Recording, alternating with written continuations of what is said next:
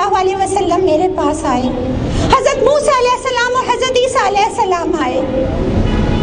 उसने जज के सामने खुली अदालत में ये ख्वाब सुनाया और उसने ये कहा कि उन्होंने मुझे मेरी काल कोठरी में से मुझे खोला और मुझे मंजर दिखाया कि तमाम अमरीकी सिपाही पसपाई की हालत में शैकल्ड एंड चेन्ड है। और नबी करीम हज़रत मूसा अलैहिस्सलाम ने खिताब किया, लंबा ख्वाब था, उसने पूरा सुनाया था।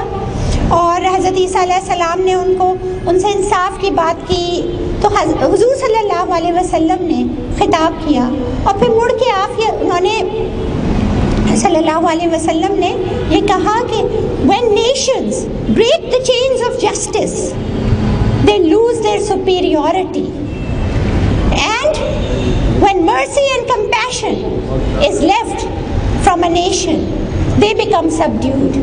फिर उन्होंने मुड़ के और आफिया से कहा, ये उसने इंग्लिश में ही बोला था तो मैंने हुज़ूर सल्लल्लाहु अलैहि वसल्लम के वर्ड्स एज इट इज उसके इंग्लिश में दोहराए। आफिया से टर्न करके और ये कहा कि my daughter Aafia, you too remember that when you have power, be compassionate and merciful. तो आफिया ने पता है क्या कहा?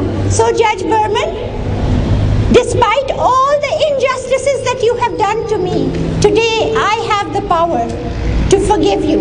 And because my Prophet Muhammad sallallahu alaihi wasallam told me, when you have the power, be compassionate and merciful, I opt to forgive you.